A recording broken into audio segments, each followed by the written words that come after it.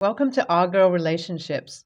We talk about the problems people face in their day to day lives. Let's start with the video. My ex husband, Adam, and I were married for about 10 years because he passed away due to health related issues. Devastated would be an understatement, as my daughter, Olivia, and I both suffered through depression due to this loss. But with the help of a lot of therapy, we were able to get better. After 2 years of Adam's death, I met Robert, who was Adam's family friend. We first met at a family gathering. The reason why we'd never met before was due to the fact that he had been living in Europe all along and had only returned recently due to a work transfer. Well, the day we met, Robert and I hit it off instantly. We connected immediately, and it was like I found a sense of youth in myself when I was with him because of how free spirited he was, and so we started hanging out more and more.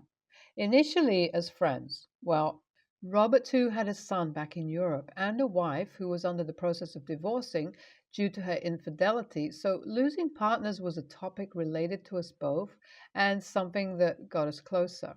Olivia didn't like Robert from the get go, under the context that he gave her a bad vibe, and man, things would have been way different now that if I would have listened to her a little more, but well, I didn't, and that is what brought me here.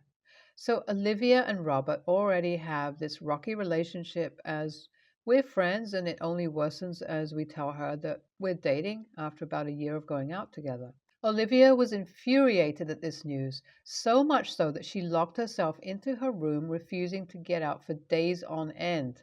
After eventually coming out and telling me that she was okay with our relationship as long as Robert didn't try to replace Adam, which he had never done to begin with. Robert and I continued to date while I and Olivia start therapy together to help her to come around all of this, which she eventually did.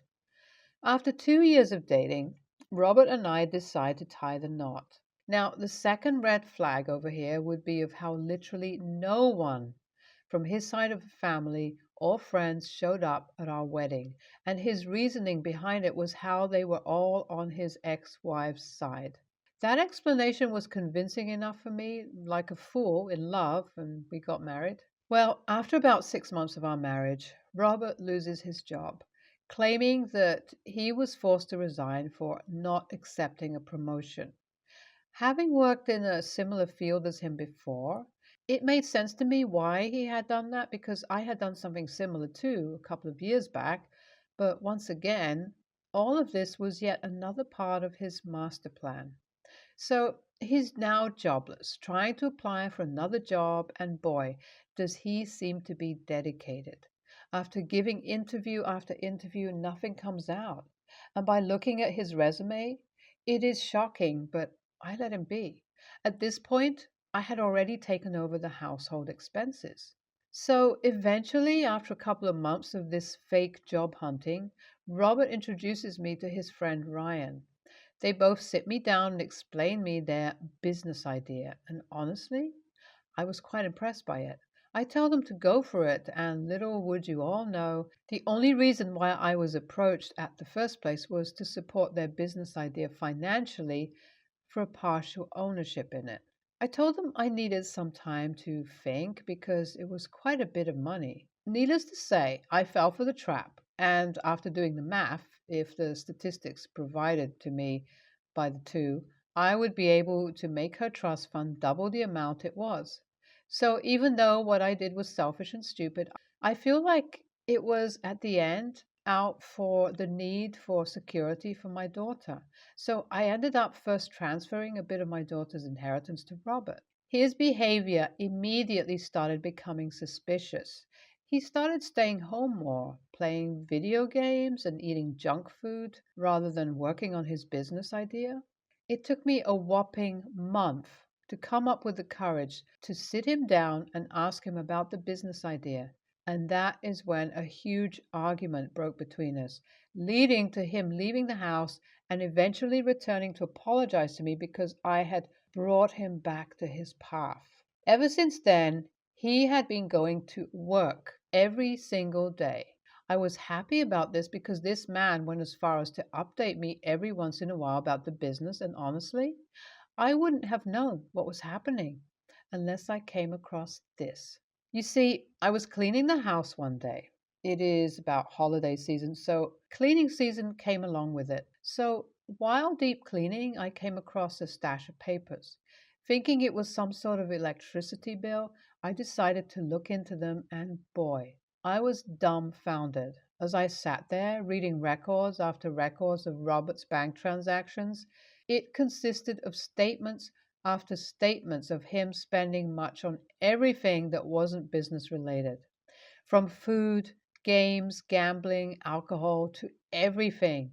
It also had some international transactions too back in Europe, back in his home country. I immediately took pictures of the statements and put them away. I know I need to confront Robert as well as to go to the lawyers ASAP. I have already booked an appointment at the lawyers who I will be seeing tomorrow, but I'm so shocked at everything that I have become completely blank. What should I tell him? Do I even have a leg to stand on? What should I do? AITA? I saw the lawyers today and explained to him the situation in great detail. I submitted all the proof that I collected from the agreement that we signed as well as the bank statements. We talked for a couple of hours about the situation, and he told me that I could file a lawsuit against him for fraud. I also talked to him about divorce, and he told me that if I could possibly get proof about his infidelity, if there was any. Apparently, it will make my case stronger and give him more time in jail. Well, by looking at his transactions to Europe, I had my doubts. So when Robert went to work, I decided to snoop through his gaming computer where I found his secret email account full of exchanges between him and his alleged cheating ex wife, talking about everything ranging from their son, life in general, work and hell, even sexual stuff. Disgust would be an understatement. I felt sick to my stomach, but I knew I had to get to work. I immediately took screenshots of their exchanges and saved his ex's email. I will be submitting this information to the lawyers soon as well. But my question to you all is, should I email the wife? By their exchanges, she seems as clueless as I was, thinking that her husband is truly innocent and working hard back in America. So, what should I do? After reading all of your replies, I decided to email the wife, explaining everything from the beginning to the end. She was as shocked as me and even went as far as showing a bit of a suspicion, so she decided to give me her number and call. I heard everything in detail, sent her pictures of us together, and finally she was convinced and infuriated and told me she would do anything that would take to put him in jail. So we set up a conference call between the lawyer, I, and her, where we discussed about her becoming an evidence when it came to proving the infidelity. So now that everything is in place, I will serve Robert soon. We'll update you all later. I posted on this Reddit a while talking about my ex husband. Not sure if any of you all remember, but it was about me talking about how my ex husband had scammed me out of money for his alleged business idea, which was a lie because he was using the money to send it back to his family back in Europe. Well, I wasn't able to update because all broke loose the day I served him the lawsuit along with the divorce papers. He got angry immediately and started breaking things around my house. It scared me and Olivia, but thankfully, we were able to call in the cops just in time that he didn't do anything to us. This was the reason why I hadn't updated the post either, because the cops had told us to not talk about this situation anywhere until the results of the case came out. Well, they just did, with the overwhelming amount of evidence against Robert. He was put in jail. He is looking to face jail time for a couple of years at minimum, alongside facing fines. As for his business partner, Ryan, he ended up acting as a piece of evidence for protection, once again putting Robert at a disadvantage. Calling it a hell of a ride would be an understatement, as facing every court date was nerve wracking as well as relieving because it meant that we were closer to the truth. Now that I've reached the light outside the tunnel, it's like me and Olivia are once again at square one with therapy. She doesn't know the full extent of the situation because I never gave her the exposure to it, but the divorce has impacted her quite a bit. As for her trust fund, I have sold one of my properties to make sure that it was back to the amount that her dad had left it for her. If I ever see any of that money back, it will go to her trust fund. I know I haven't been the best mother through this, I really do, and I know fixing everything doesn't make me one either. I know I have a long way to go, and I want to thank you all for making me realize the same. NTA for wanting to sue him, but you're the major a hole for using your daughter's trust fund, which I assume was left by your ex husband for your new partner.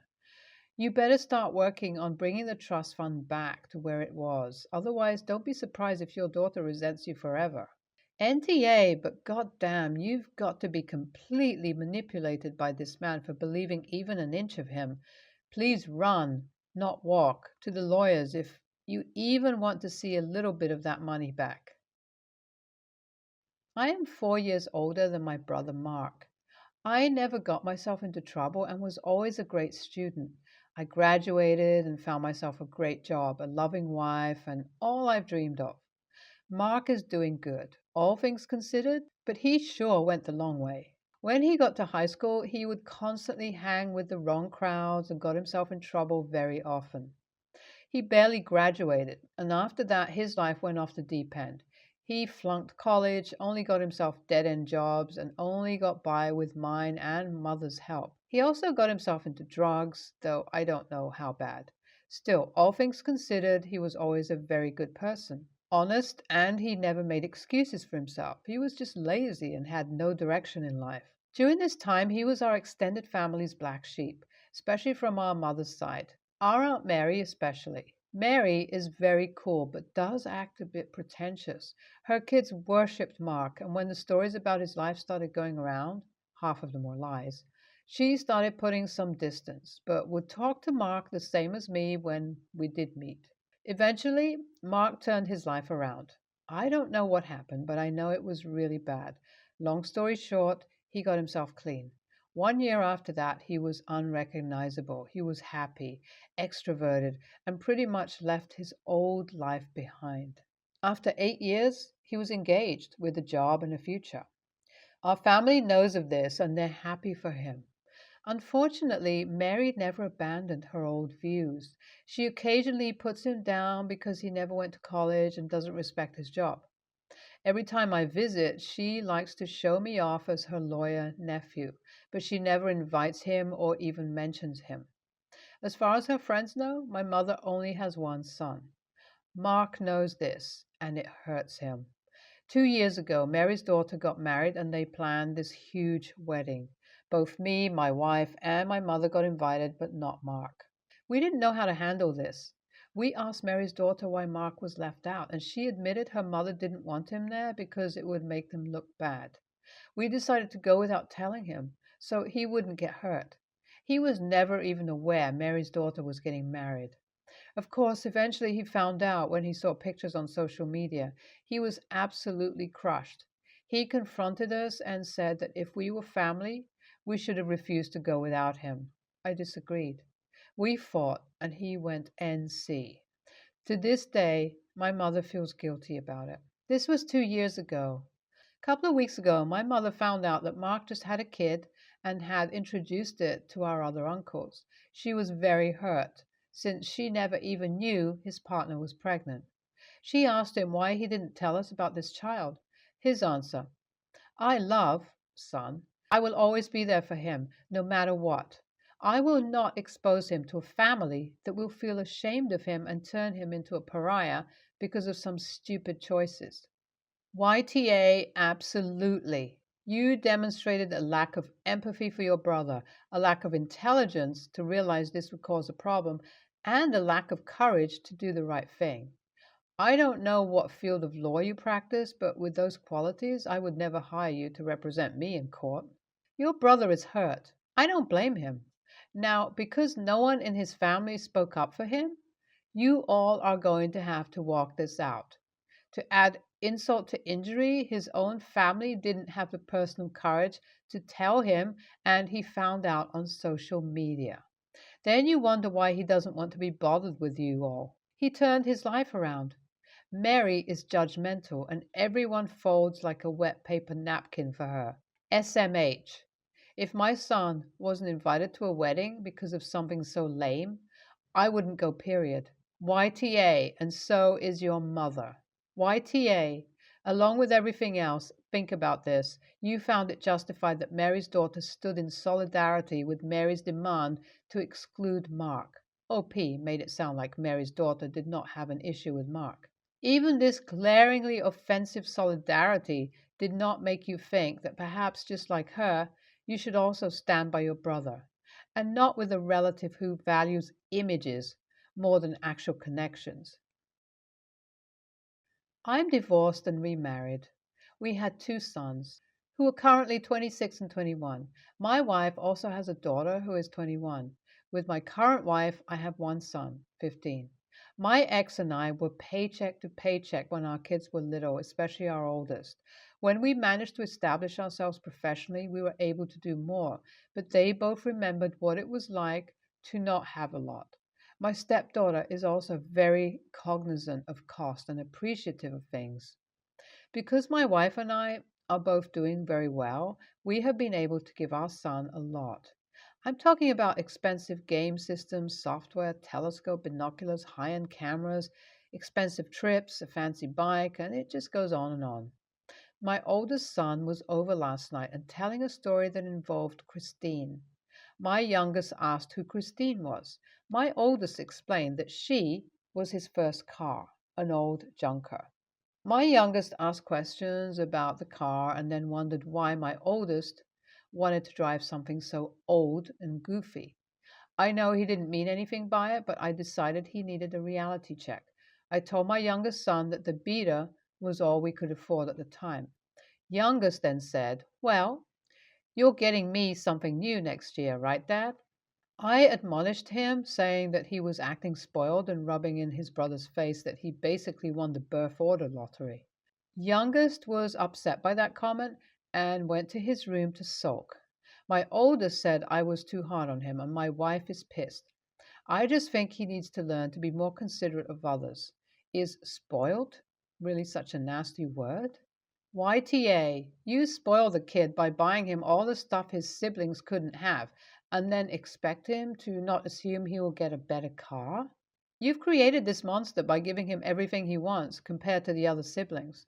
In many families, the income of our parents increasing doesn't mean the youngest gets spoiled. There were a lot of other things you could have done with that money other than buy him toys. We all had to have jobs and learn to work part time no matter how much our parents made. YTA, because you're the one who spoiled him.